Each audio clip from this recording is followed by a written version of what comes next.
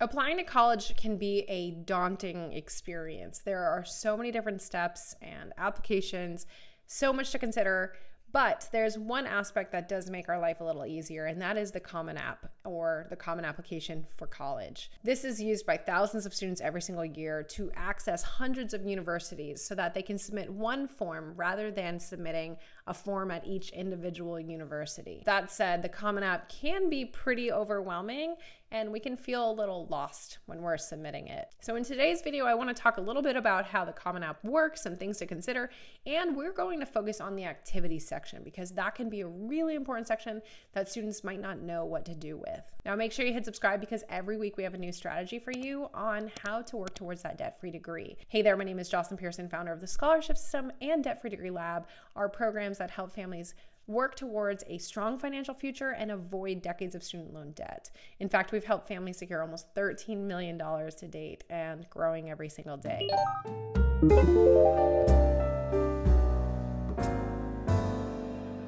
Now, the Common App, it's used again by hundreds of schools, and the idea here is to save students some time and sanity by streamlining the process into one application. So all the schools are willing to accept this application. And one thing to keep in mind, however, is that many schools, while they do accept the Common Application, they may also have a supplemental section for students that you have to submit. So we want to make sure that your student is paying attention to not just the Common App, but any kind of other requirements that are listed. Usually these areas are specific to the university, so we really need to pay attention to those and make sure we submit them separately. Now, the nice thing is once we get the main sections completed for the Common App, we use those over and over for each school that we want to apply to. Now, one of the most important sections in the Common App is the activities area. This gives your student an opportunity to really display what they've been doing outside of the classroom throughout their high school experience. So let's go over a few tips on how to best utilize this section. First and foremost, think about quality versus quantity. So they actually cap your student at 10 activities. However, students average submitting only 6.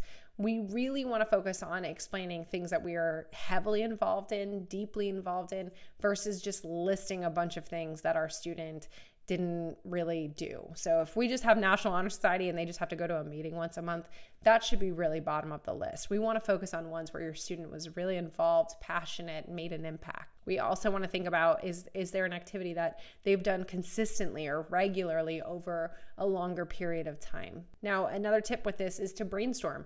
Not on the Common App, but actually go and get a piece of paper and a pencil and write down every activity we could think of, every involvement, every passion that we've done, and then we can organize them by priority, by most impactful or most descriptive of who we are. Now, this can also be useful for scholarship applications because sometimes they do request a list of activities, or they might give your student an anything else section where they can submit their activities. In the scholarship system course, we actually have an activities list, but if you want to learn where to find these legitimate scholarships, I do have a free webinar, my 6 steps to securing scholarships, and you can go to thescholarshipsystem.com/free training to register for that. We'll also link to it in the description, or you can click the link above.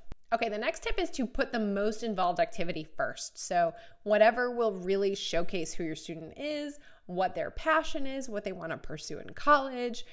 Maybe it's showcasing a leadership role that they were really passionate about, but putting the biggest involvements, the most influential involvements first will be a better use. Think of this as putting your best foot forward, having your student really pack a punch and stand out to the judges, right? They're going to skim so many applications, so we really need to stand out right from the beginning. The next tip is to maximize the word count, and we talk about this a lot in the scholarship system. Your student needs to be specific when writing about their activity. They can be detailed, they can use power words, they can use numbers, figures that relate to the role. For example, maybe they fundraised for a club.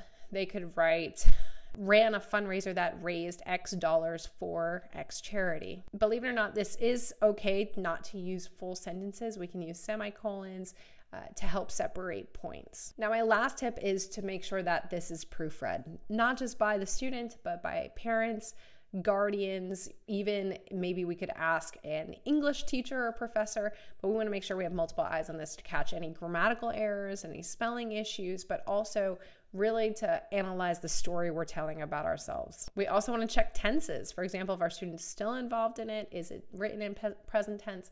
If it's a past event, is it in past tense? So once the Common App is submitted, the next step might be actually to invite your student to an interview. So if your student's invited to an admissions interview, we actually have a video about the 3 most common questions.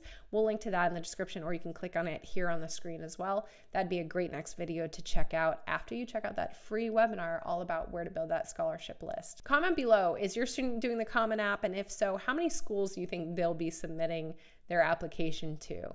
I'd love to see that, because back before the Common App, they would have had to do an individual application for each and every single school. So I'd love to see how many schools your students are applying to. All right, so that said, applying for college, applying for scholarships, it is all a lot. There are a lot of applications, a lot of deadlines, a lot of forms, but luckily the Common App does streamline it. The activity section, it overwhelms a lot of students, but hopefully this gives your student a little bit more of an idea of what they can submit and how they can really maximize this section. Again, make sure you hit subscribe, because every week we release a new strategy to help you work towards a debt-free degree. I'll see you in the next video.